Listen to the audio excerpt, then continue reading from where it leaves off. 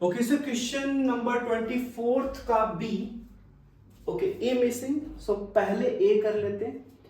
Okay so 24 का A, the incidence of occupational disease in an industry is such that the workers have a 20% chance of suffering from it. What is the probability that out of 6 workers 4 or more will catch the diseases?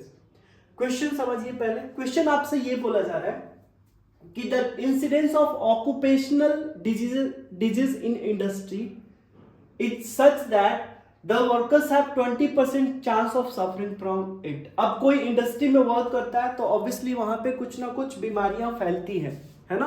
तो ये जो बीमारी है ये 20% chance है कि workers को हो जाएगा, है ना. 20% चांस है कि जो भी वर्कर्स है वहां पे वो इससे सफर करेंगे, right. Okay, what is the probability that out of 6 workers 4 और more will catch the diseases.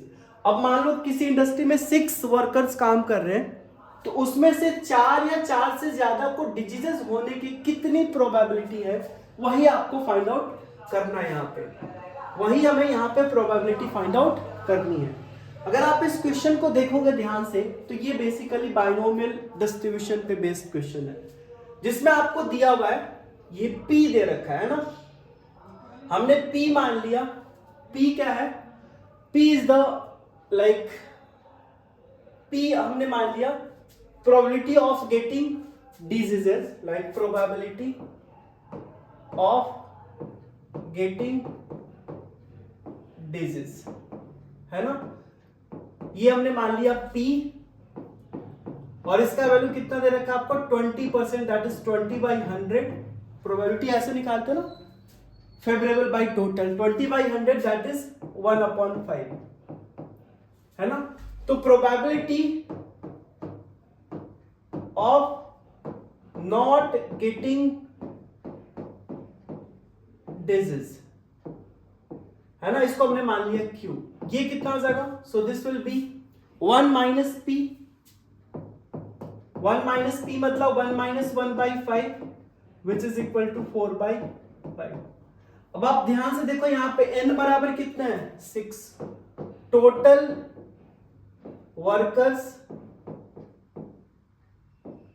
Workers यहां पे कितने हैं? n, जिसको हमने मान लिया 6. टोटल वर्कर्स 6 है ना. अब हम यहां पे मान लेते हैं let x be the number, x be the number of workers, x be the number of workers who get affected, या फिर who get affected लिख लेते हैं, जो इस बीमारी से अफेक्ट होंगे. तो यहां पे अगर आप देखो तो px लिख सकते हो. क्या px, जहां पे x ले लेते हैं इक्वल टू क्या हो जाएगा? तो NCR, तो क्या लिखेंगे यहां पे? 6cx, है ना. उसके बाद Q कितना आपका 4/5, या फिर पहले ये लिख लेते हैं 1/5 to the power x into 4/5 raised to the power 6 minus x. यही हो जाता है ना. px is equal to x कितना हो जाएगा? 6cx 1/5 to the power x होता है ना. ncr x to the power n into y to the power n minus r. Same चीज हमने वही फॉर्मूला यहाँ पे यूज किया है. देन ये हो जाएगा. अब हमें क्या फाइंड आउट करना है? तो टू फाइंड हमें क्या फाइंड आउट करना है? तो हमें फाइंड आउट करना है px कब? जब 6 में से 4 या उससे ज्यादा, तो 4 या उससे ज्यादा का बीमारी हो जाए उसकी प्रोबेबिलिटी. ठीक है, सो इसको कैलकुलेट करते हैं. सो बेसिकली हमारे पास है px बराबर क्या है हमारे पास? तो px आ गया हमारे पास है 6cx, है ना. 6cx 1/5 to the power x and 4/5 to the power 6 minus 6। यही एक बार देख लो, यही है ना 6cx 1/5 to the power x 4/5 to the power 6 minus x। अब क्या चाहिए आपको, तो p चाहिए। p चाहिए कब, जब x आपका ग्रेटर देन इक्वल टू 4 है। तो 4 से बड़ा है तो कहां तक जाएगा, 6 तक, है ना। So this is equal to p जब x 4 हो, एंड प्लस p जब x 5 हो, एंड प्लस p जब x आपका 6 हो। तो इससे ज्यादा तो नहीं हो सकता है ना, टोटल 6 वर्कर्स है। अब सारा वैल्यू यहां पे आप रख दो। जब x इज इक्वल टू 4 होगा तो क्या हो जाएगा, 6c4 1/5। जस्ट इसमें कैलकुलेशन है, बाकी सिंपल सा क्वेश्चन है ना। And 4/5 raise to the power कितना हो जाएगा, 6 माइनस 4 दैट इज 2 लिख सकते हैं ना, है ना। Plus 6c5 1/5 to the power 5 into 4/5 to the power 1, यही होगा, ठीक है ना। Okay, and then 6c6 1/5 to the power 5 था 6 था, तो 6 इंटू 4/5 टू द पावर 0। ऐसा ही होगा कुछ, देखिए जरा, ये चीज है ना 6 माइनस 6 करो तो 6 माइनस 6 0 हो जाएगा, ठीक है। अब इसको सॉल्व कर लो आप। अब इसको आप क्या करो, सॉल्व करो, तो कितना आ जाएगा जरा देखिए। 6c4 हमें पता है NCR का वैल्यू क्या होता है, factorial n by n minus r का फैक्टोरियल इंटू फैक्टोरियल r, है ना। तो 6c4 कितना हो जाएगा, फैक्टोरियल 6 बाय 6 माइनस 4 यानी फैक्टोरियल 2 इंटू फैक्टोरियल 4। अब 6 को आप क्या लिखोगे, 6 into 5 into factorial 4 divided bye factorial 4 into factorial 2 यानी 2। सो इससे ये कट जाएगा, 2 3 जा 6 दैट मींस 15 इंटू, अब यहां से 1 to the power 4 4 to the power 2 यानी 16 बाय 5 टू द पावर 6 लिख सकते हैं क्या, जरा देखिए 16 बाय 5 टू द पावर 6 लिख सकते हैं, बिल्कुल।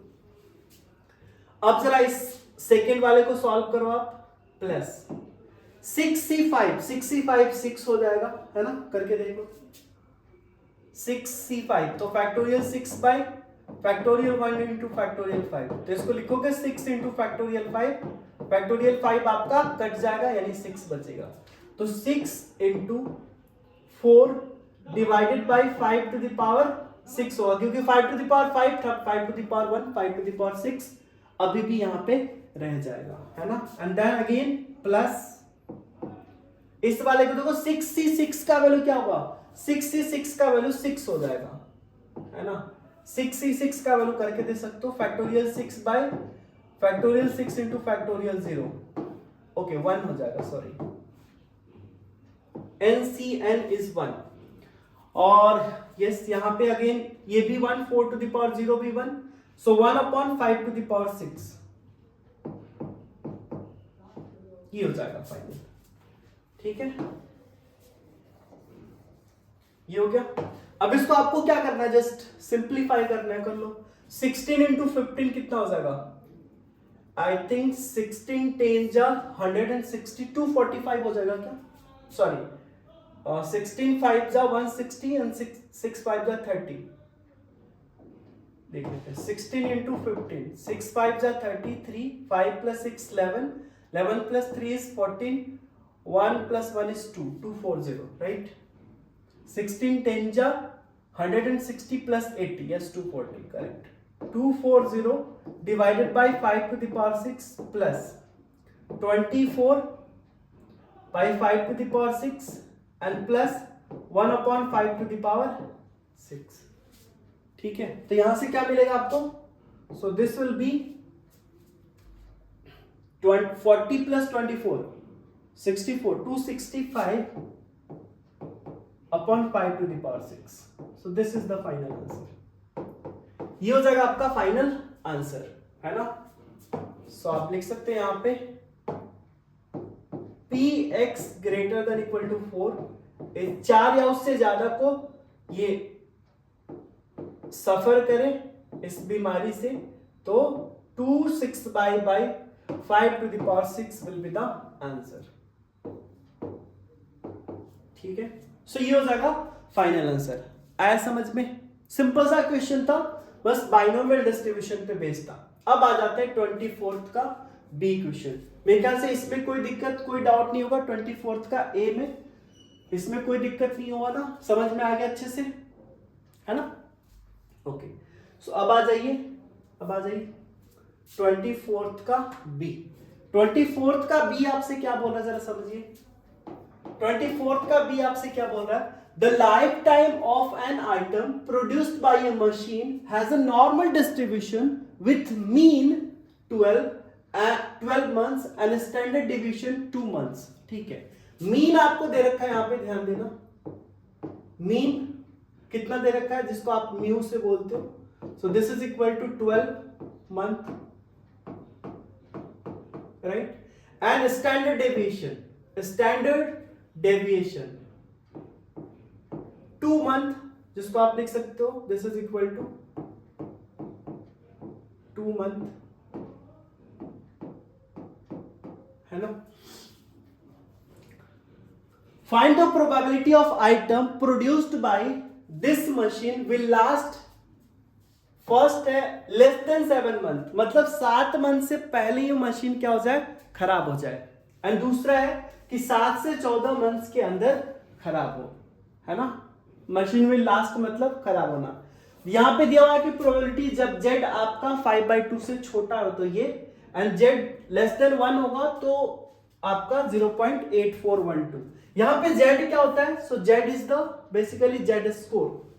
ये क्या होता है? z बराबर x minus mu upon sigma, है ना?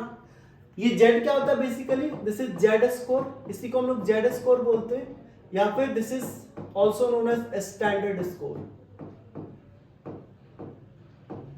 है ना? इसी पे बेस्ड ये पूरा क्वेश्चन आपका है। तो सबसे पहले आप क्या करोगे? फर्स्ट क्वेश्चन अगर देखोगे तो फर्स्ट बोला जा रहा है लेस देन 7 मंथ्स, राइट? तो हम मान लेते हैं, चूंकि x के टर्म में सॉल्व करते हैं, तो हम मान लेते हैं let x be the month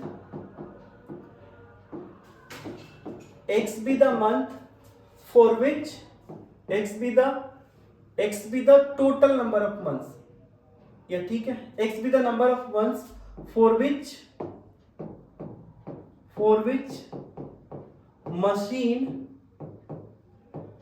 lasts, है ना? हमने मान लिया कि जब x आपका क्या है, x एक नंबर है जहां पे आपका मशीन जितने महीने के बाद आपका मशीन लास्ट हो जाएगा, ठीक है, मतलब खराब हो जाएगा। तो अगर फर्स्ट क्वेश्चन के बारे में यहां पे सोचें तो फर्स्ट क्वेश्चन में आपको क्या फाइंड आउट करना है? P जब आपका मशीन 7 साल से कम में खराब हो जाए, लेस देन 7 मंथ्स, ठीक है, ये हमें फाइंड आउट करना है। तो सबसे पहले आप इसके लिए क्या करोगे? जेड स्कोर फाइंड आउट करोगे, है ना? तो सबसे पहले आप क्या करो? जेड स्कोर फाइंड आउट करो। तो जेड कितना हो जाएगा? जेड कितना हो जाएगा? एक्स, तो एक्स आपका यहाँ पे 7 है, माइनस मीन आपका 12 है एंड डिवाइडेड बाई 2, मतलब ये कितना हो जाएगा? -5/2। z आ गया आपका -5/2, मतलब यहां से हम क्या कह सकते हैं? इस चीज को हटा देता हूं। तो यहां से क्या कर रहे हैं हमारे पास? तो ये आ चुका है p x less than 7 is equal to, मतलब p जब आपका z स्क्वायर क्या हो जाएगा? लेस देन -5/2, है ना? लेस देन -5/2 का मतलब क्या लिख सकते हो? इसको ऐसे लिख सकते हो z ग्रेटर देन 5/2। अगर माइनस है z लेस देन -x, मतलब z greater than x, right ना? और z ग्रेटर देन x का मतलब क्या लिख सकते हो? 1 माइनस p। अब इनइक्वालिटी चेंज कर दो, जस्ट फॉर्मूला बेस्ड क्वेश्चन है ये, है ना? नाउ दिस इज p जब आपका x लेस देन 7, तो ये फाइंड आउट कर लो 1 माइनस। अब देखो आपको ये चीज दे रखा है, ये रहा 0.9938। अब ये सब्ट्रैक्ट कर दो, आपको आंसर मिल जाएगा। सब्ट्रैक्ट करके देख लेते कितना आ रहा है। सो बेसिकली 1.0000 है ना, यही सब्ट्रैक्ट करना। तो 0 में से 8, दैट मीन्स 10 में से 8 जाएगा 2, और यहां पे बचा 9 है ना, 9 में से 3 जाएगा 6, 9 में से 9 0, 9 में से 9 0। ओके, सो P आ गया आपके पास x less than 7 is 0.0062। This is the answer for the first question, है ना। ये हो गया आपका फर्स्ट क्वेश्चन का आंसर। ये देखिए, इसको समझने में कोई दिक्कत आपको, सिंपल सा, जस्ट यहां पे ये ध्यान रखना, z लेस देन -5/2 मतलब z ग्रेटर देन 5/2, और z ग्रेटर देन 5/2 मतलब 1 माइनस दिस, ठीक है। ओके, सो ये चीज क्लियर है। अब आ जाते हैं सेकंड नंबर क्वेश्चन की तरफ। सेकंड में यहां पे मे भी हो सकता है ये यूज आए भी, नहीं भी आए, देख लेते हैं। सेकंड वाले क्वेश्चन को देखो, सेम चीज आपको ये सारा मेंशन करा होगा। उसके बाद अगर यहां पे जब 7 है ना, जब 7 होगा तो उस टाइम पे आपका z² अभी हमने फाइंड आउट किया, जब 7 है तो z² हमने फाइंड आउट किया, कितना आया, at x is equal to 7 है ना। z हमारे पास कितना आ गया, 7 माइनस 12/2 विच इज -5/2 है ना। एंड अगेन एट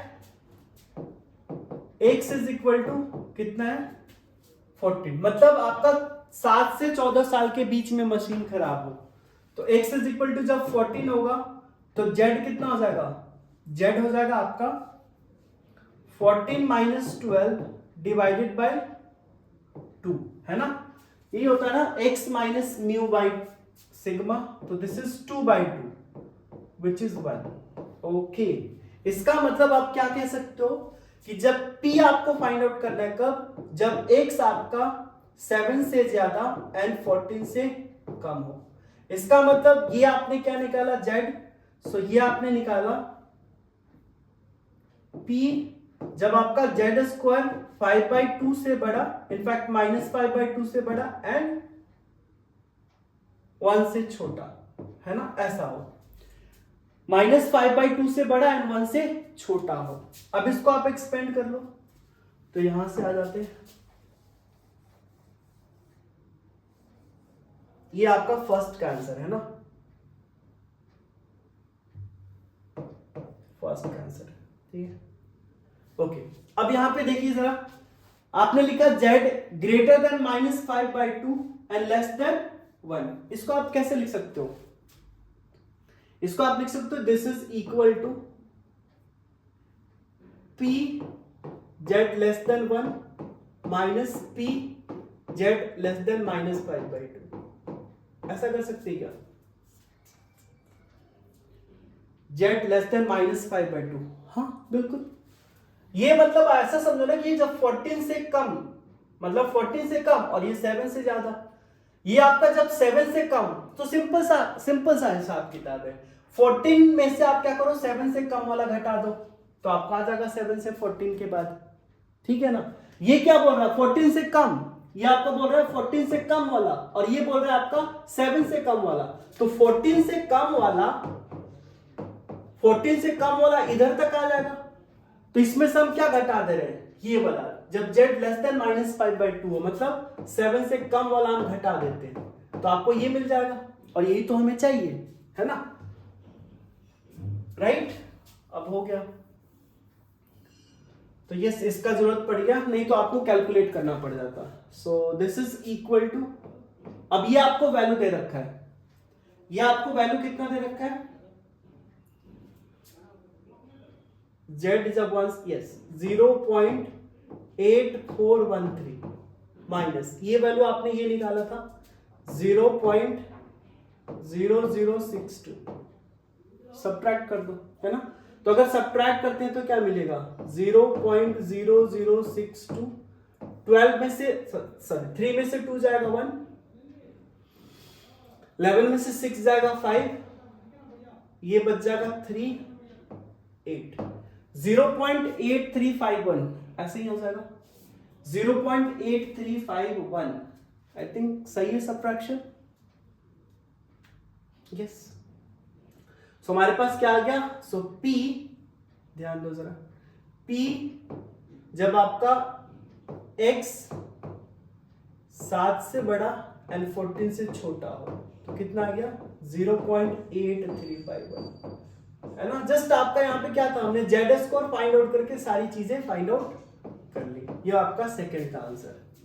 ये किसका हो गया आंसर? सेकंड का आंसर। तो ये फर्स्ट का और ये सेकंड का। क्लियर है? एकदम अच्छे से समझ में आ गया। तो मेरे ख्याल से अब इस तरह का क्वेश्चन आप इजीली सॉल्व कर पाओगे, है ना। जस्ट कुछ चीजें ध्यान रखनी है।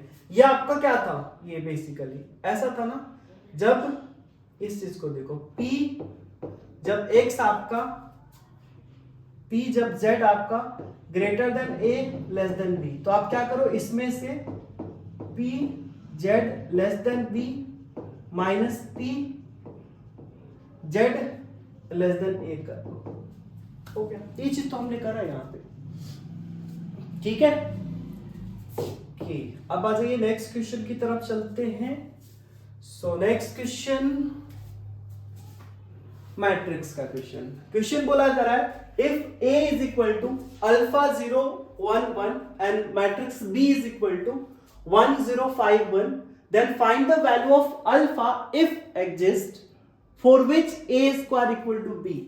तो सबसे पहले आपको A दे रखा है एंड B दे रखा है ना।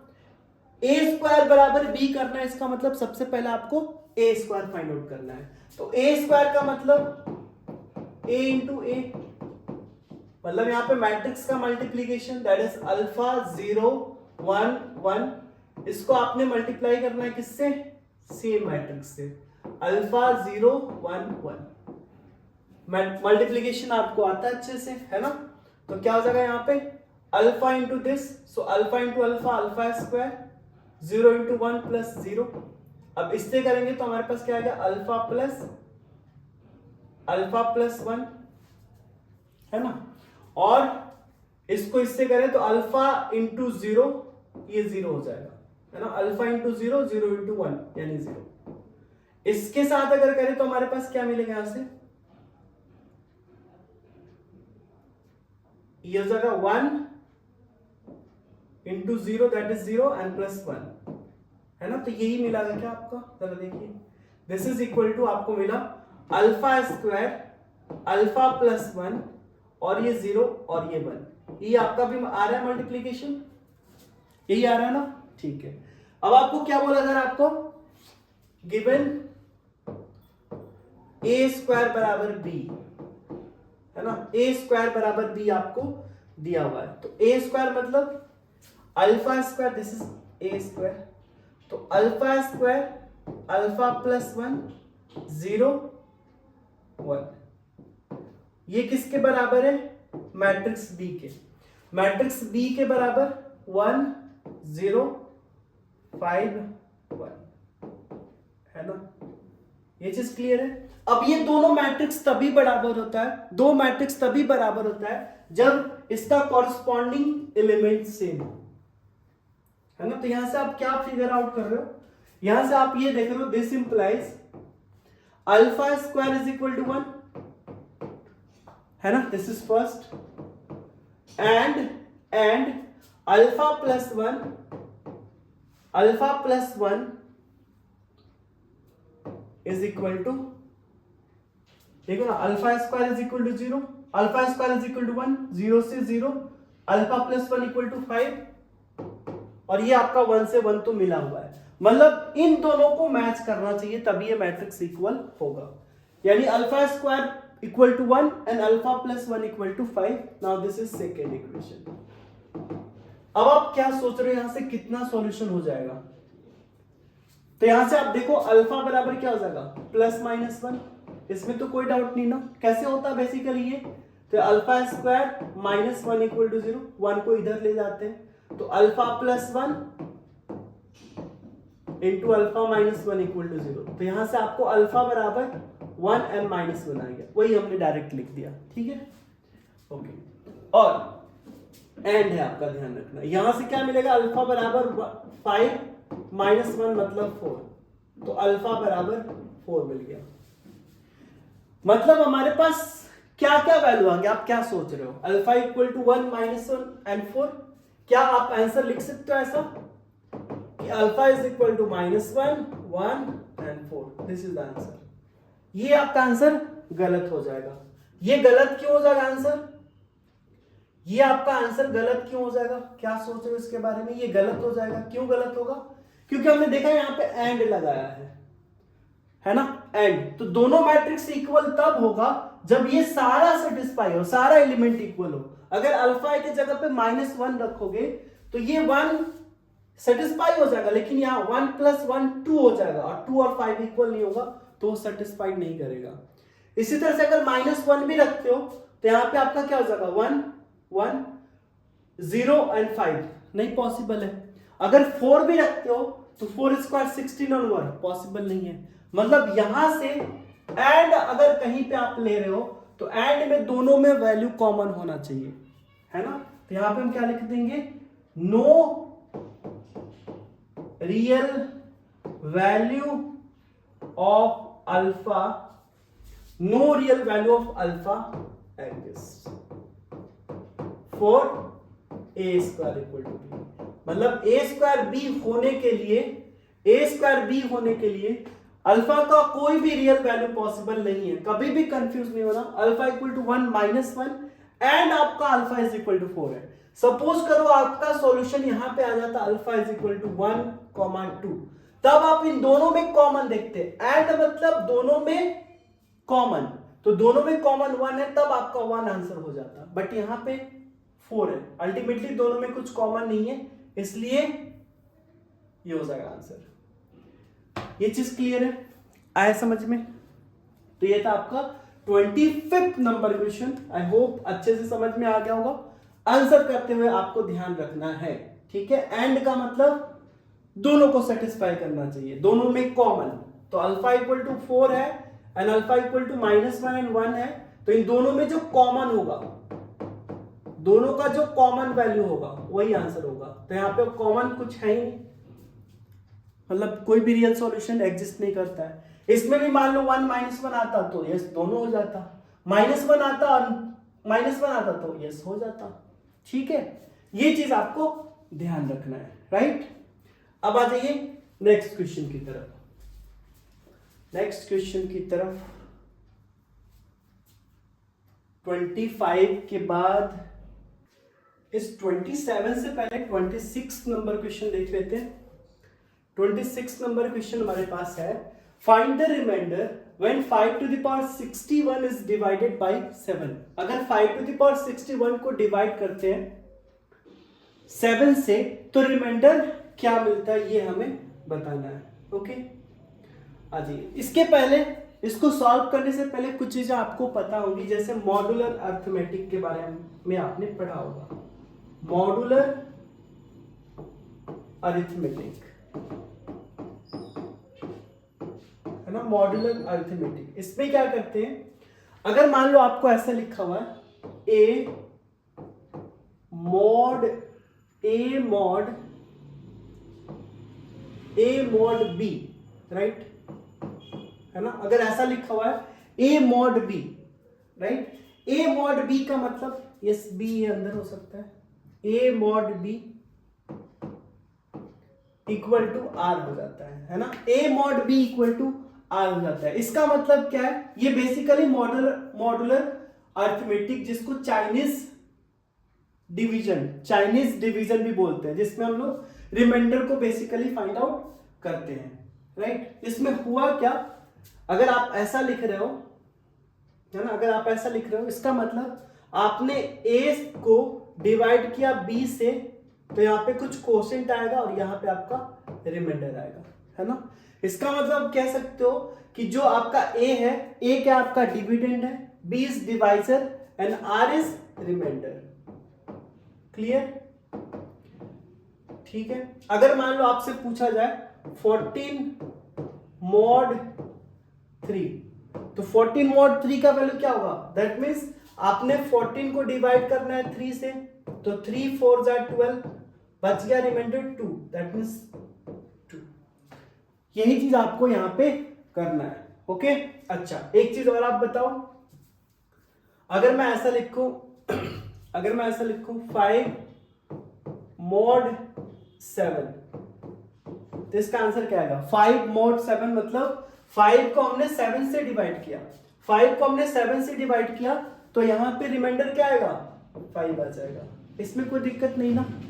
5 को अगर हमने 7 से डिवाइड, ऑफ कोर्स है ना, रिमाइंडर कैसे फाइंड आउट करते हैं, अगर मान लो आपने 9 को डिवाइड किया 2 से, तो हम क्या करते हैं 2 4 जा 8, अब ये जो 1 है आपका 2 से कम आ जाता है तो ये रिमाइंडर हो जाता है, लेकिन अगर ये 2 से ज्यादा आएगा, जैसे मान लो यहाँ पे 1 होता तो यहाँ पे आप 1 लाते, तो ये 2 से ज्यादा है तो एक बार फिर से आप डिवाइड करते हैं, 2 5 जा 10, अब 1, मतलब बेसिकली हमें यही करना होता है कि जो आपका डिवाइजर होता है उससे रिमाइंडर को कम करना होता है।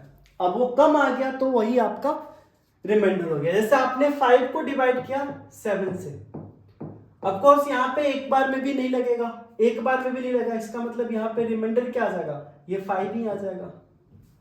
आप ऐसा समझ सकते हो कि यहाँ पे हमने 0 टाइम्स लगाया तो 0 और ये आ गया आपका 5, तो ये 5 ही रिमाइंडर हो गया।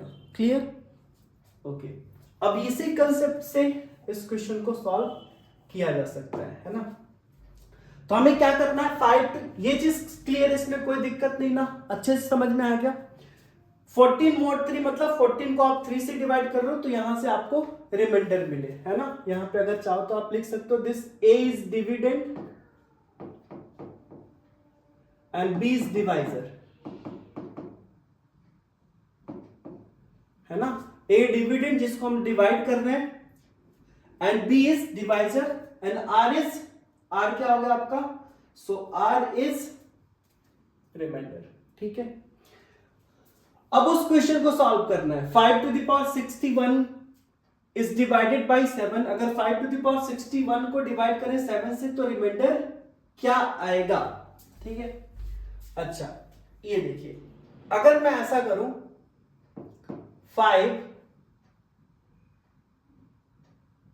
5 इक्विवेलेंट टू, हम ऐसा लिखते हैं 5 mod 7। ठीक है, इसका मतलब हमने क्या किया, 5 को 7 से डिवाइड किया तो रिमाइंडर क्या मिला, 5 मिला। ठीक है, अच्छा अगर यहां पे 5 स्क्वायर कर दे तो यहां पे क्या मिलेगा, यहां पे भी आपको 5 स्क्वायर मिलेगा, दैट मींस 25 mod 7। अब बताओ यहां पे 25 को आप डिवाइड करोगे mod 7 मतलब 7 से, तो रिमाइंडर क्या मिलेगा, तो इसको आप लिख सकते हो ऐसा 5 स्क्वायर इक्विवेलेंट टू ये 25 7 से डिवाइड करो, 7 3 जा 21, तो कितना जाएगा 4 बच जाएगा। यहां तक क्लियर है। 5 स्क्वायर था, हमने 5 स्क्वायर को डिवाइड किया तो रिमाइंडर 4 बच गया। अब हम क्या करते हैं, अब देखो रिमाइंडर आपका यहां पे 4 बचा हुआ है ना, हमें करना है 5 to the power 61, है ना। अगर हम ऐसा करें, इसको 5 to the power 60 लाना है, 5 to the power 60 लाना है क्योंकि ऐसा मल्टीपल में चाहिए, तो अगर हम यहां पे 2 से मल्टीप्लाई कर दे या फिर अगर मान लो आप 3 से करते हो तो 5 to the power 6 हो जाएगा और यहां पे हो जाएगा 4 का क्यूब, थोड़ा सा कैलकुलेशन बढ़ जाएगा, है ना। तो हम ऐसा कर लेते हैं 5 स्क्वायर का स्क्वायर कर लेते हैं, राइट। 5 स्क्वायर मतलब 5 to the power 4, है ना। सो अगर 5 to the power 4 करते हैं, जरा देखना 5 to the power 4 करते हैं तो यहां पे आपका क्या आएगा 4 to the power 2, बताना जरा 4 to the power 2, क्योंकि 5 स्क्वायर का स्क्वायर किया था तो 4 स्क्वायर और यहां पे mod 7, तो यहां से आपको क्या मिलेगा आउटपुट, यहां से रिमाइंडर क्या मिलेगा जरा देखिए 5 to the power 4 का स्क्वायर 16 को अगर 7 से करोगे डिवाइड 7 2 जा 14, 2 बचेगा रिमाइंडर, सो 2 mod 7। ये कब हुआ, जब आपने 5 to the power 4 को डिवाइड किया तब, है ना। 5 to the power 4 को डिवाइड किया तब, है ना। अब हमें बेसिकली लाना क्या है 61, तो 61 तक हमें कैसे भी करके पहुंचना है ना, 61 तक हमें कैसे भी करके पहुंचना है। अब क्या किया जाए, 5 टू द पावर 4 के पावर में क्या किया जाए कि ये पास में आ जाए। तो अगर हम यहां पे 3 से कर दें, है ना, अगर 5 टू द पावर 4 का क्यूब कर दे तो कितना आ जाएगा, 5 टू द पावर 12। यस, ये कर देते हैं। अगर हम यहां पे, या फिर 5 टू द पावर 5 भी कर सकते हो, आपकी मर्जी। अगर यहां पे देखो ऐसा कर दें, 5 की पावर 4, जस्ट समझना, 5 की power 4 raise to the power 3 कर दे, पॉसिबल है। रेज टू द पावर अगर 3 कर देते हैं तो आपको क्या मिलेगा, 5 टू द पावर 4 3 ज़ा 12, एंड यहां पे मिलेगा 2 टू द पावर 3। तो 2 टू द पावर 3 मतलब 8 को डिवाइड करोगे 7 से तो रिमाइंडर 1। हाँ, बहुत बढ़िया। तो हम ऐसा कर लेते हैं कि 5 टू द पावर 4 है, इसको हम 3 से कर लेते हैं, ये जगह 2 टू द पावर 3 और ये mod 7, मतलब यहां से आपका कितना जाएगा, 5 to the power 12 is equal to 2 to the power 8 और ये mod 7। अब बताओ, अगर आप 8 को डिवाइड करते हो 7 से तो यहाँ पे आपको रिमाइंडर क्या मिलेगा, 8 को अगर 7 से करते हो तो आपको रिमाइंडर क्या मिलेगा, तो 5 to the power 12 equivalent remainder क्या मिलेगा, 1। 7 1 जा 7, 1 बच गया remainder, so this is mod 7। अब इसके बाद क्या करेंगे, अब इसके बाद देखो जरा, 5 टू द पावर 12 है तो हमें 61 लाना, तो ऐसे 61 तो डायरेक्ट नहीं आएगा, तो हमने क्या किया कि 5 टू द पावर 12 के पावर कर दिया 5। इसका मतलब इधर भी करना पड़ेगा 1 के पावर 5, एंड ये हो जाएगा आपका mod 7। तो ये हो जाएगा 5 टू द पावर कितना, 12 5 जा 60, एंड ये हो जाएगा आपका अभी भी 1 ही रिमाइंडर रहेगा। क्लियर है क्या, ठीक है यहां तक। अब देखो आपको 5 टू द पावर 61 चाहिए, तो क्या करोगे, 5 से मल्टीप्लाई। आपके पास ऑप्शन ही है कि 5 से मल्टीप्लाई कर दो, that is 5 into 5 to the power 60। तो इधर भी करना होगा mod 7। 5 टू द पावर ये क्या हो जाएगा 61, यानी 5 टू द पावर 61 को डिवाइड कर दो तो आपको रिमाइंडर क्या मिलेगा, तो रिमाइंडर क्या मिल गया 5, दिस इज द रिमाइंडर, है ना। तो ये होता है मॉड्यूलर अरिथमेटिक, है ना, मॉड्यूलर अरिथमेटिक। तो मॉड्यूलर अरिथमेटिक का हमने यूज करके रिमाइंडर फाइंड आउट कर लिया। कितना भी बड़ा हो, सपोज करो ये आपका छोटा होगा, ये बड़ा होगा, अब हो सकता है आपको ऐसे दे देता 5 टू द पावर 61 को 2 से मल्टीप्लाई कर दो, 2 6 2 12 122 दे देता। तो इसका फिर से आप स्क्वायर करते, इसका स्क्वायर करते तो 25 को 7 से डिवाइड करते तो कितना आ जाता, 7 3 जा 21, तो 4 रिमाइंडर 4 हो जाता। आई होप आपको समझ में आ गया होगा ये चीज अच्छे से। क्लियर, तो ये था इस 26 नंबर क्वेश्चन का solution by using modular arithmetic. Although इसका ट्रिक भी है जिससे आप बहुत ज्यादा जल्दी इसको आंसर कर सकते हो, है ना। ओके, सो वो क्लास में देख लेंगे ट्रिक। अभी हम क्वेश्चन बेसिकली अगर डिस्कस करें ट्रिक का तो सिंपल है, कर लेते हैं। देखो ट्रिक में क्या आपका नेगेटिव कोफिशिएंट, नेगेटिव रिमाइंडर का कांसेप्ट। जैसे मान लो आपने लिखा 5 को अगर आप 7 से डिवाइड करते हो तो हमने कहा कि यहां पे जो रिमाइंडर आएगा -2 आएगा। -2 कैसे आया, तो 5 में से 7 को हमने घटा दिया तो -2 आ गया, है ना। तो इसको आप ये भी बोल सकते हो कि जब आपने 5 को डिवाइड किया था 7 से तो रिमाइंडर क्या आ गया -2, यानी आप ऐसा लिख सकते हो इसको -2/7। अगर आपका -2/7 आता है इसका मतलब रिमाइंडर क्या आ गया -2 + 7 यानी 5। करेक्ट है। तो ये नेगेटिव रिमाइंडर का यहां पे लगाकर कंसेप्ट आप इसको सॉल्व कर सकते हो। जैसे मान लो आपको दिया हुआ 5 टू द पावर 61, है ना, और डिवाइडेड करना है इसको 7 से, तो 5 टू द पावर 61 आपको इसको आप, ये इवन पावर नहीं है ना, तो देखो इवन नहीं था तो हमने क्या किया, पहले पास में चलते गए फिर बाद में इसको 5 से मल्टीप्लाई किया।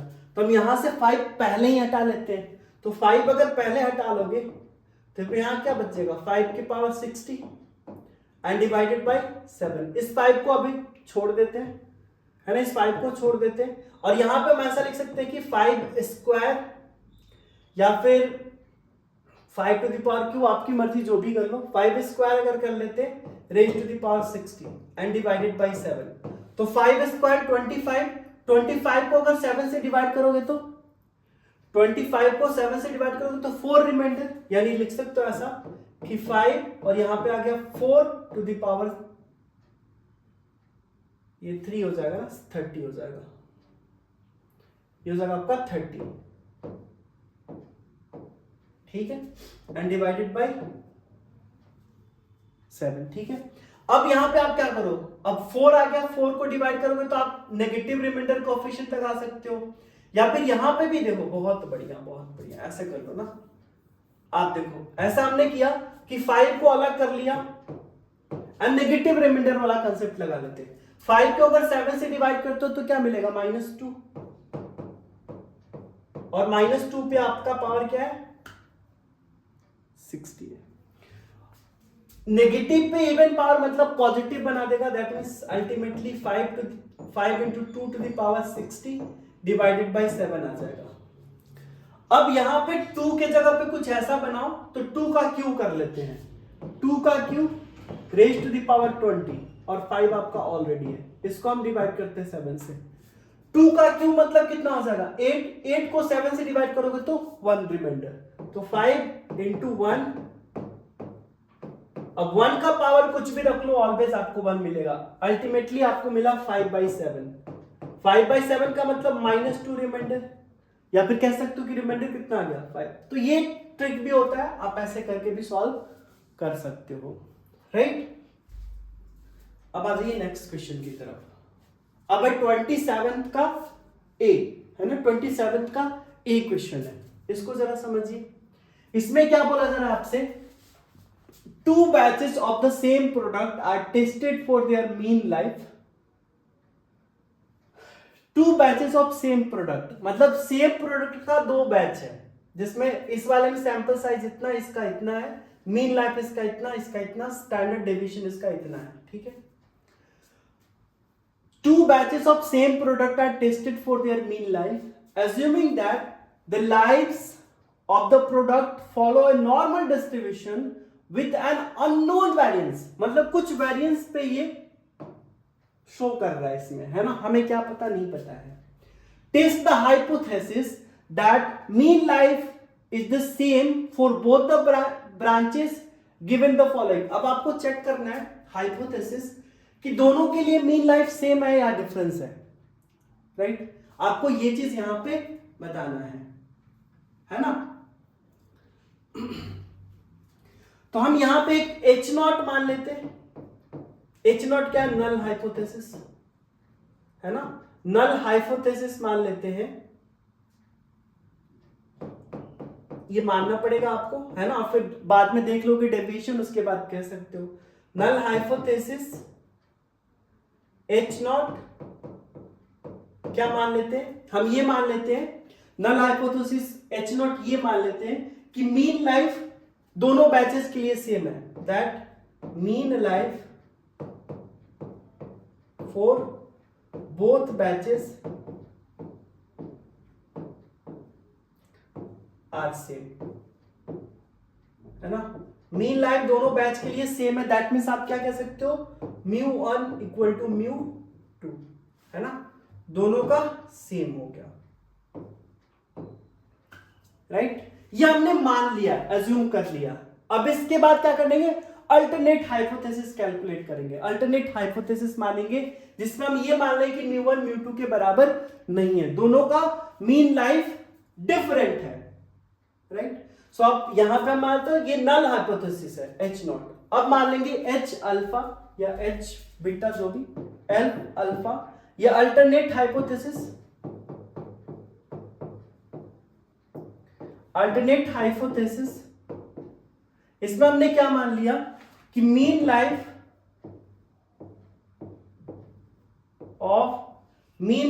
ऑफ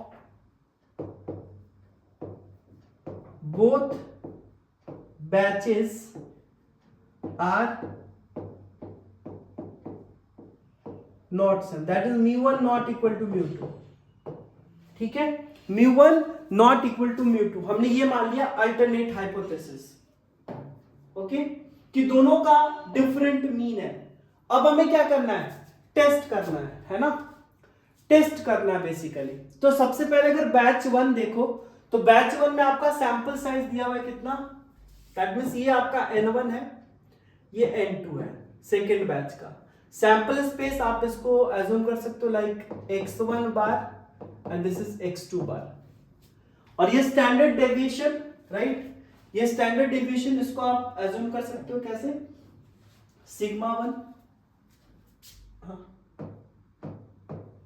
ये आपका हो गया स्टैंडर्ड डेविएशन। क्लियर है, सिग्मा 1 और सिग्मा 2 से हमने स्टैंडर्ड डेविएशन को मान लिया, करेक्ट, कोई दिक्कत नहीं यहां पे। ओके, अब आपको यहां पे क्या कैलकुलेट करना है, टी, है ना, टेस्ट हाइपोथेसिस, है ना, टेस्ट। सो बेसिकली अब हम क्या करते हैं, टेस्ट स्टैटिस्टिक्स। तो टेस्ट करेंगे जिसके लिए हमें ये सारा वैल्यू दे रखा है। तो यस, यहां तक क्लियर है। तो अब सबसे पहले क्या कैलकुलेट करेंगे, टेस्ट हाइपोथेसिस, टेस्ट स्टैटिस्टिक्स। ठीक है, बस इस क्वेश्चन में कैलकुलेशन और कुछ नहीं है ना, only calculation you have to do in this question. यहां पे करना है क्योंकि कैलकुलेशन है ना, सारा डेटा हमें लेना पड़ेगा। ओके, सो सबसे पहले कुछ फॉर्मूला आप यहां पे नोट डाउन कर लो। सबसे पहले आप क्या करते हो, फाइंड आउट करते हो टेस्ट स्टैटिस्टिक्स, जिसका टी है ना, टेस्ट स्टैटिस्टिक्स। तो टी बराबर क्या होता है, x1 बार माइनस x2 बार, ठीक है, x2 bar minus x1 bar minus x2 bar divided by s into n1 n2 divided by n1 plus n2। ठीक है, ये आपको वैल्यू ध्यान, ये फॉर्मूला ध्यान रखना है, this is test statistics.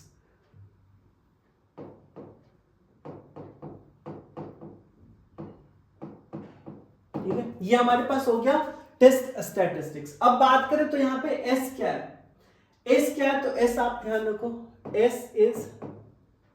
S हो जाएगा आपका n1 square minus 1 into s1 square plus n2 square minus 1 s2 square divided by आपका क्या हो जाएगा यहाँ पे n1 square minus 1 s1 square divided by n1 plus n2 minus 2,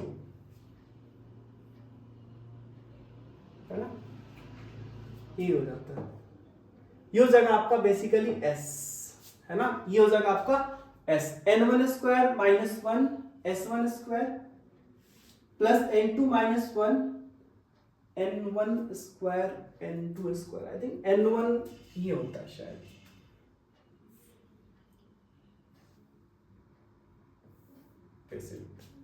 ये होता है n1 minus 1 into s1 square, right.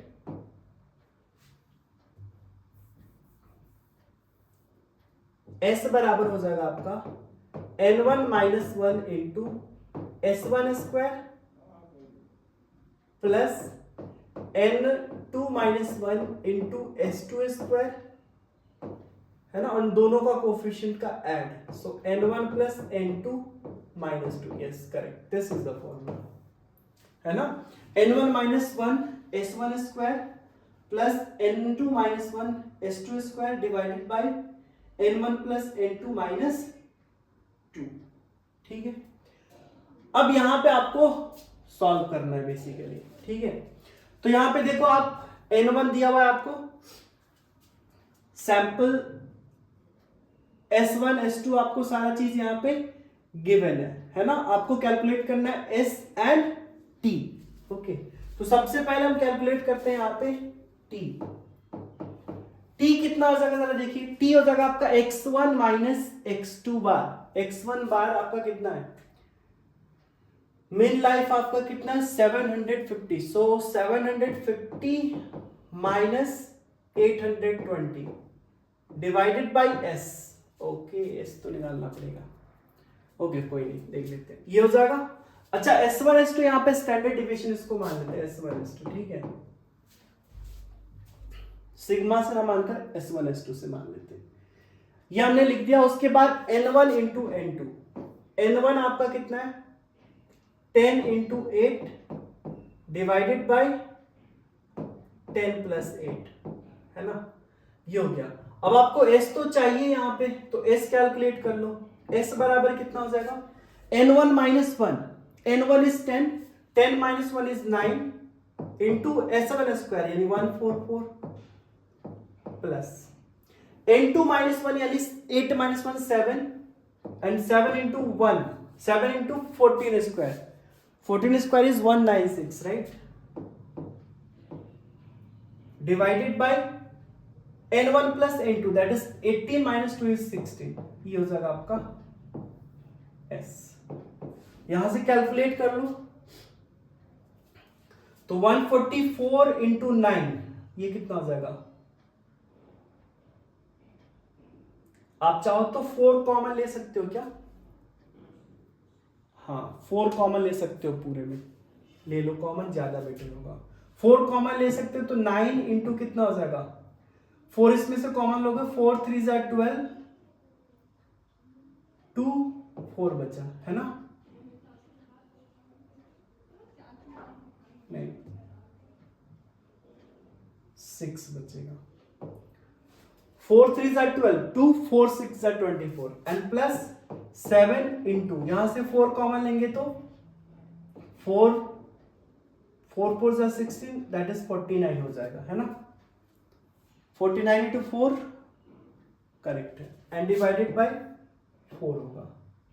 अब मे बी थोड़ा सा कैलकुलेशन सिंपल हो सकता है, अगर इसको सॉल्व करोगे तो 36 इंटू 9, अब तो कॉमन नहीं है ना कहीं, नहीं है, 36 इंटू 9 9 6 जा 63 33 प्लस 9 6 जा 63, 9 7 जा 63, 4 7 जा 28, 28 प्लस 6 इज 34, यही होगा क्या,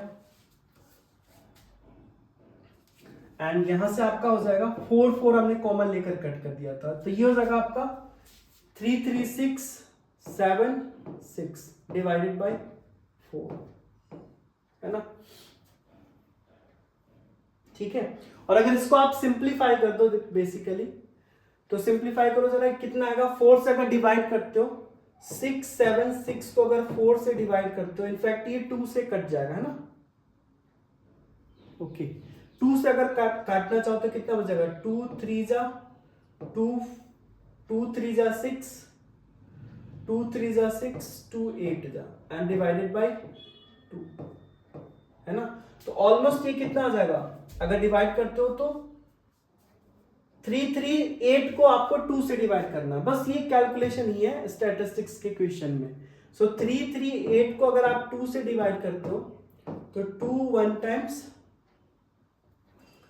तो कितना हो जाएगा 1 टाइम्स में 2 1 3 2 6 जा 12 1 8 2 9 जा, ओके, सो ये 13 हो गया, है ना, 169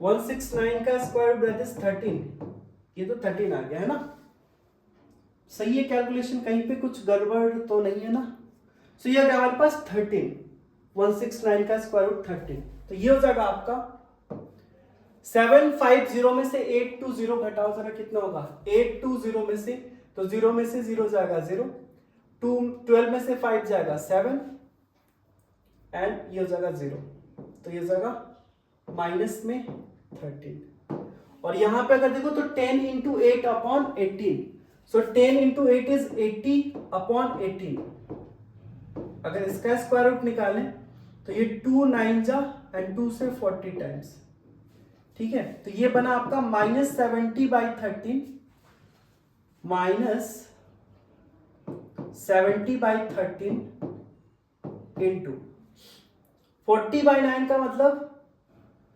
4.9 ओके, इसलिए इसका स्क्वायर रूट दे रखा है, दैट मीन्स -70/13 इंटू इसका वैल्यू देखो दे रखा है ये 2.1081, राइट। अब इसको जरा सॉल्व कर लो आप, है ना।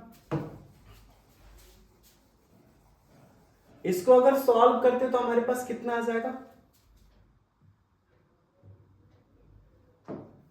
अगर इसको सॉल्व करें तो 70 से मल्टीप्लाई करना है ना, 2.1081 ये आपका टी आ रहा है इंटू 70/13, आप मॉड टी ले लो तो इसका वैल्यू पॉजिटिव हो जाएगा, है ना। नेगेटिव में आ रहा तो ये पॉजिटिव हो जाएगा। सो बेसिकली करना है कि आपको 7 से मल्टीप्लाई कर दो, इस जीरो को अभी साइड कर लो, तो 7 से मल्टीप्लाई करोगे तो कितना आएगा जरा देखना, 7 से मल्टीप्लाई करते हो इनफैक्ट ये हो जाएगा 21.081 और 7 से मल्टीप्लाई कर दो तो हो जाएगा 7, 8 7 जा 56, ये 7 और 7 2 जा 14, है ना। 147/567/13 यही होगा, है ना। और इसको अगर आप फर्दर सिंप्लीफाई करोगे तो ये ऑलमोस्ट किसके बराबर आ जाएगा, 13 10 जा 130, 13 11 पॉइंट समथिंग आएगा, है ना। 11.3 बचेगा 30, तो 13 3 जा 39, 13 2 जा 13 4 जा 70, और बस 11 पॉइंट समथिंग आएगा, इसको आप कैलकुलेट कर लेना, है ना। तो ये आ गया आपका मॉड टी, है ना। मॉड टी आपका क्या आ गया 11 पॉइंट समथिंग। अब आप देखो this is the calculated and आपको यहां पे टेबुलेट दे रखा है, टेबुलेटेड वैल्यू आपको दे रखा है 16 आपका कितना है 2.120 एंड आपका जो कैलकुलेटेड वैल्यू आ रहा है वो कितना आ रहा है 11 पॉइंट समथिंग के अराउंड। मतलब आप कह सकते हो कि ये जो मॉड टी आपने निकाला ये ग्रेटर है किससे, T16 से।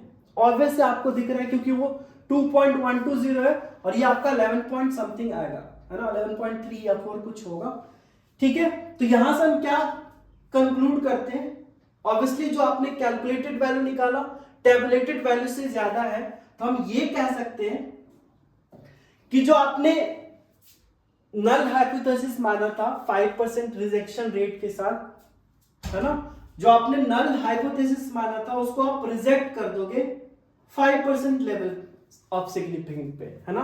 5% लेवल सिग्निफिकेंट पे आप उसको क्या करोगे, नेग्लेक्ट करोगे। जो आपने माना था H0 उस चीज को आप नेग्लेक्ट करोगे, है ना। तो आप कह सकते हो hence the mean life for both the batches is not same. अगर ये कंपैरिजन का वैल्यू आ जाता 5% इधर उधर करके, है ना, सिग्निफिकेंट पे, तो आप कह सकते थे कि यस जो मीन लाइफ है ना दोनों का सेम है, बट यहां पे आपका बहुत ज्यादा डिफरेंस है ना। देखोगे तो 11 में से ये घटाओगे तो 9 पॉइंट समथिंग के अराउंड डिफरेंस है, जो कि ह्यूज डिफरेंस है। तो आप कह सकते हो कि जो आपने माना था नल हाइपोथेसिस वो रिजेक्ट कर सकते हो एंड आप ये कंक्लूड कर सकते हो कि दोनों का जो मीन लाइफ है वो सेम नहीं है, डिफरेंट है। क्लियर है, ठीक है, इसमें से कोई दिक्कत नहीं ना। तो इस तरह के क्वेश्चंस आपसे पूछे जाएंगे, ओके ना। जस्ट इस क्वेश्चन में क्या है, आपको कुछ फॉर्मूला जो हमने बताया था, एक एस निकालने का, दैट मीन्स स्टैंडर्ड डिवीजन निकालने का, S1 S2 अगर आपको दिया हुआ है तो, एंड उसके बाद हमने बताया था आपका टेस्ट स्टैटिस्टिक्स निकालने का। ये दोनों अगर आप निकाल ले तो फिर आप कंपेयर करके इजीली आप क्वेश्चन को सॉल्व कर पाओगे, राइट। अब नेक्स्ट क्वेश्चन हमारा 27 का बी है।